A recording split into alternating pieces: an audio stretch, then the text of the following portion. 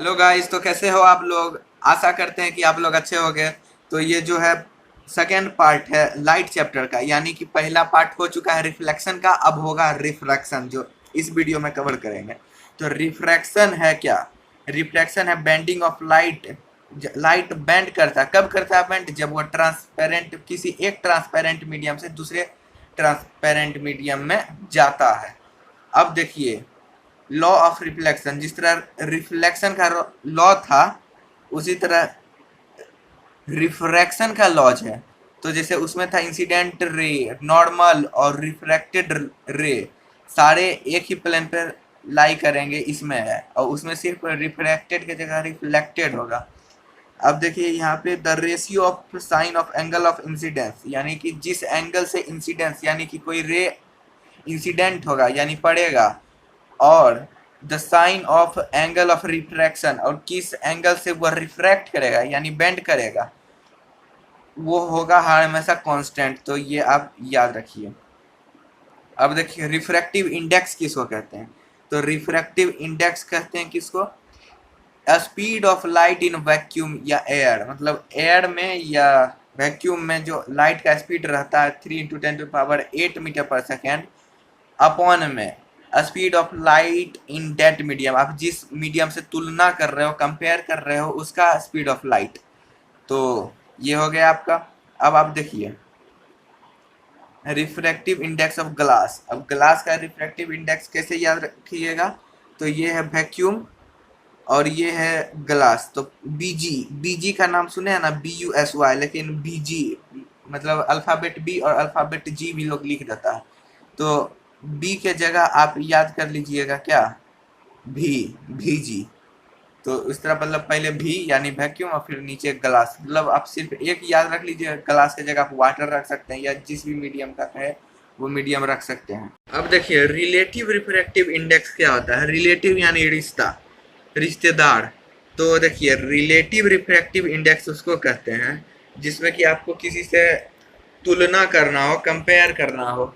तो आपको बता देते हैं कि जैसे refractive index of water in respect of glass, पहले आप वाटर फिर ग्लास लिख लीजिए, मतलब वाटर का रिफ्रैक्टिव इंडेक्स ग्लास के रिस्पेक्ट में, मतलब ग्लास के तुलना में कितना है।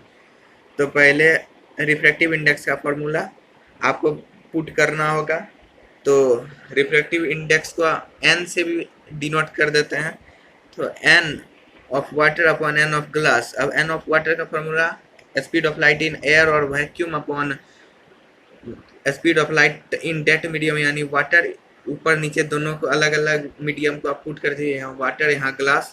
अब उसके बाद सॉल्व करने के बाद VG अपॉन VW आएगा। तो आपको याद रखने के लिए क्या करना है, refractive index of one in respect to two is equal to N1 upon N2। अगर इसको स्पीड के टर्म में अगर आप याद करते हैं तो V2 अपॉन V1। तो ट्रिक इसका क्या है, N12 is equal to V21। अब आपको NV कैसे याद रखना होगा, एक NV सर है, अगर आप जानते होंगे तो एक NV सर है, कोटा से पढ़ाते हैं, तो NV सर का नाम N12 is equal to V21।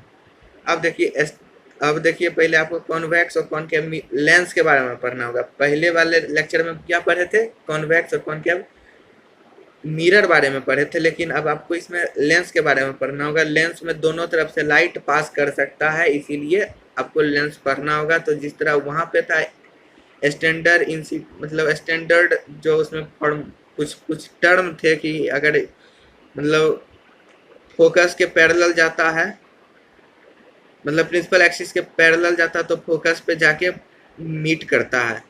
तो इसी तरह इसमें भी है कि अगर प्रिंसिपल एक्सिस के पैरेलल जाएगा तो वो फोकस पे जाके मीट करेगा, और ये जो पॉइंट देख रहे हैं वो इसको ऑप्टिकल सेंटर कहते हैं। तो अब आप देखिए यही दूसरा टर्म है कि फोकस F1 से गया तो सीधा पैरेलल हो गया।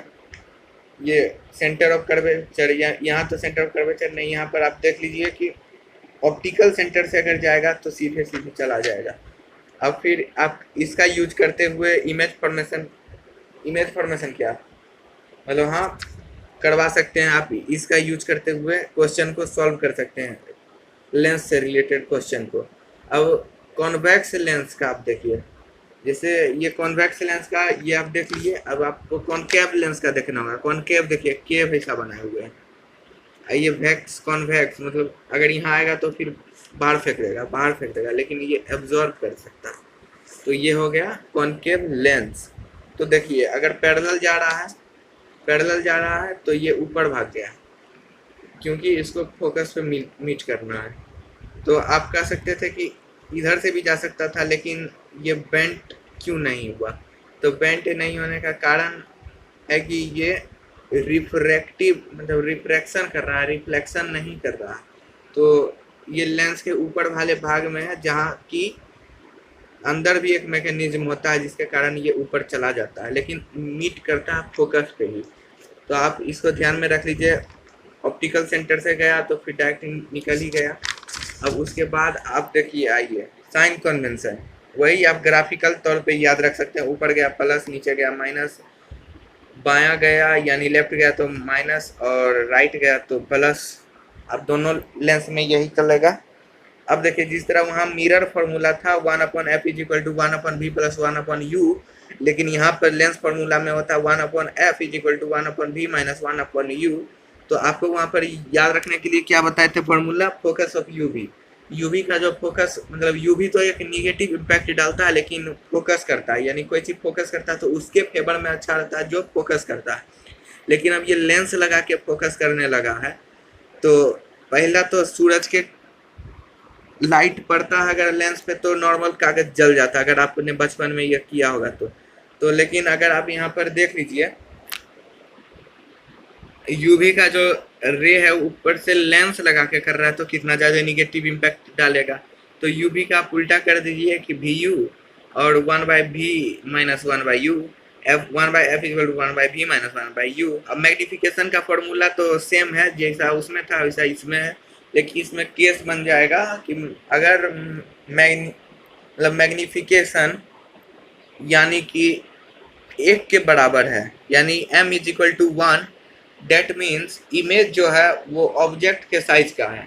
और केस 2 जो है कि m अगर h1 मतलब m मतलब h1 अपॉन h0, यानी कि size of the image upon the size of the object, अगर ग्रेटर है 1 से तो इमेज मैग्नीफाइड, और अगर m स्मॉलर है 1 से तो इमेज डिमिनिश्ड। अब पावर ऑफ लेंस के बारे में जान लीजिए। पावर ऑफ लेंस भी पढ़ना है, तो पावर ऑफ लेंस होता है 1 upon focal length in metre. तो देखिए नॉर्मल पावर ऑफ लेंस, यानी अगर आपके दिमाग में अगर ये चीज़ घूमता है पावर ऑफ लेंस, तो आप नॉर्मल अनुमान लगा सकते हैं कि चश्मा बारे में। तो लेंस का जो पावर होता है वो फोकल लेंथ, अगर ज़्यादा दूर पर फोकस बनता है तो उसको कम करता है, मतलब लेंस जो है अच्छा से क्लियरिफाई करता है, मतलब ज़्यादा दूर देखने में कष्ट नहीं देता है। आप नॉर्मल याद रखने के लिए बता रहे हैं, तो कष्ट नहीं देता है, यानी कि ये जो फोकल लेंथ जो है मतलब अगर लेंस नहीं रहेगा, जिनके आँख में दिक्कत है तो उनको दिक्कत होगा, अगर लेंस आ गया तो दिक्कत नहीं होगा, यानी कि इन्वर्स हो जाएगा। तो 1 अपॉन फोकल लेंथ हो जाता है मीटर में। अब देखिए यूनिट ऑफ पावर होता है dioptre, 1 dioptre is equal to 1 upon metre होता है। और देख लीजिए 1 dioptre is equal to 1 upon metre. और dispersion and scattering of light में अब आपको पढ़ाते हैं, बताते हैं न्यूटन से एक्सपेरिमेंट। न्यूटन साहब ने एक एक्सपेरिमेंट किया था, उन्होंने मतलब शटर में एक छेद करके देखा था कि सनलाइट जो पास होता है एक होल से, उसको एक प्रिज्म से पास करवाया तो विबग्योर कलर ऑब्टेन किया उन्होंने एक वॉल पे, व्हाइट वॉल पे। तो विबग्योर यानी violet, indigo, blue, green, yellow, orange and red. तो अब आप देखिए जो रेनबो में कलर होता है सेम वही कलर इन्होंने पा लिया। तो देखिए आपको एक बात एग्जाम में ध्यान देना है कि विबग्योर नीचे से शुरू करना आपको, ये नहीं कि ऊपर वायलेट, नीचे से आपको वायलेट शो करना है। तो बेंडिंग ऑफ लाइट आपको समझा देते हैं। रेयरर मीडियम से अगर कोई भी लाइट डेंसर मीडियम में जाता है तो वो नॉर्मल के तरफ बेंड करता है। अब आप पूछोगे कि ये याद कैसे रखें कि रेयरर से डेंसर में गया तो बेंड किया, तो इसको याद रखने के लिए भी एक सिंपल सा ट्रिक है। कोई भी चीज़ देखिए खाली है वैक्यूम, और कोई भी चीज़ भरा हुआ है, तो अब रेयरर यानी खाली, तो खाली से गया, अब भरा हुआ है तो जाहिर सी बात है ये इधर नॉर्मल में जहाँ जाता है वहाँ नहीं जाके नॉर्मल के इधर से थोड़ा झुक जाएगा, यानी इस तरफ हो जाएगा।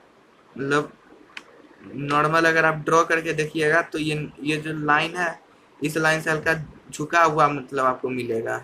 जैसे ये लाइन पास करता है, एक नॉर्मल है, तो ये इधर ना जाके इस तरफ हल्का झुक जाता है नॉर्मल की तरफ। अच्छा, आपको फिर से समझाते हैं। देखिए, एक मीडियम ले लीजिए,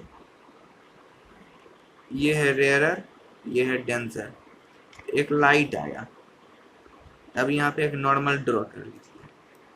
तो ये जाना था किधर, इस तरफ जाना था, लेकिन वो चल जाएगा इस तरफ, क्योंकि डेंसर में जगह ज़्यादा है तो इसको संकीर्ण जगह मिलेगा पास करने के लिए, बहुत ही छोटा सा रास्ता। तो वो नॉर्मल से ही सटते हुए, यानी नॉर्मल के इधर झुकते हुए चल जाएगा। इसी का अपोजिट हो जाता है डेंसर में। अगर डेंसर से रेयरर में जाएगा तो वो अवे हो जाएगा नॉर्मल से। अब देखिए रिकम्पोजिशन ऑफ व्हाइट लाइट। जैसे आप यहाँ पर पढ़े कि प्रिज्म से अगर व्हाइट लाइट को पास करवाते हैं एक होल के थ्रू, तो वो मतलब विबग्योर देता है वॉल पे। जब विबग्योर दे दिया तो फिर विबग्योर जो पहले प्रिज्म से निकला उसको दूसरे प्रिज्म में वही विबग्योर को डाल दीजिए, तो आपको वॉल पे मिल जाएगा क्या, एक वाइट लाइट मिल जाएगा। अब देखिए एक ये जो है क्या, डिस्पर्सन और स्कैटरिंग, इसी में एक एग्जांपल है ट्विंकलिंग ऑफ स्टार। जो स्टार आपको जहाँ से ट्विंकल होता हुआ दिखाई देता है मेन पोजीशन पे, वो वहाँ पर ट्विंकल नहीं होते रहता, वो अपने जगह से हट के रहता है। बस यही डिस्पर्सन और स्कैटरिंग के कारण वो इफेक्ट होता है। तो स्कैटरिंग ऑफ लाइट क्या है? It is the phenomena in which light rays get deviated from its straight path. जैसे ये जो आपको ट्विंकलिंग का बताइए, स्कैटरिंग का फिनोमिना है। तो ये जो ट्विंकलिंग ऑफ लाइट है वो स्कैटरिंग का फिनोमिना है, क्योंकि देखिए खुद ही बता रहा है कि ओरिजिनल पाथ नहीं शो करता, जो कि स्ट्रेट पाथ होता है। ये ऑब्स्टेकल आने के कारण, डस्ट पार्टिकल आने के कारण, ये गैसेस मॉलिक्यूल आने के कारण, वाटर वेपर आने के कारण ये अपना जो है पाथ चेंज कर देता है और ये रिफ्रैक्ट हो जाता है। और एक टिंडल इफेक्ट है। टिंडल इफेक्ट भी आपको पढ़ना है। ये क्या है? टिंडल फिनोमिना है जिसमें scattering of beam of light, light के बीम को स्कैटर किया जाता है, मतलब होता है लाइट का ray scatter by a medium containing small suspended particle. वैसे मीडियम में स्कैटर होता है लाइट जिस मीडियम में स्मॉल सस्पेंडेड पार्टिकल पाए जाते हैं। तो आपको इसको याद रखने के लिए एक अच्छा सा ट्रिक है कि जैसे आप अपने रूम में कभी कभी जो अंधेरा रूम होगा और उसमें अगर कोई छेद से अगर कोई होल होगा और उसमें अगर सवेरे का समय है, धूप है उगा हुआ, सूर्य है अगर उगा हुआ, तो आप उसमें देख सकते हैं उस छेद से एक पीली लाइट पास होगी जिसमें कि डस्ट पार्टिकल आपको उड़ते हुए दिखाई देंगे। तो उसी इफेक्ट को टिंडल इफेक्ट कहते हैं। तो आशा करते हैं कि आपको यह वीडियो पसंद आया हो। वीडियो पसंद आया है तो इसे लाइक और शेयर जरूर कर दें, दोस्तों तक शेयर जरूर कर दें, और हमें सब्सक्राइब भी जरूर कर लें और इसे शेयर जरूर करते रहें। नीचे कमेंट भी कर दें आपको और कौन सा चैप्टर का वीडियो चाहिए, किसका ट्रिक चाहिए, ये जरूर कमेंट करके हमें बता दें। तब तक के लिए मिलते हैं अगले वीडियो में। धन्यवाद।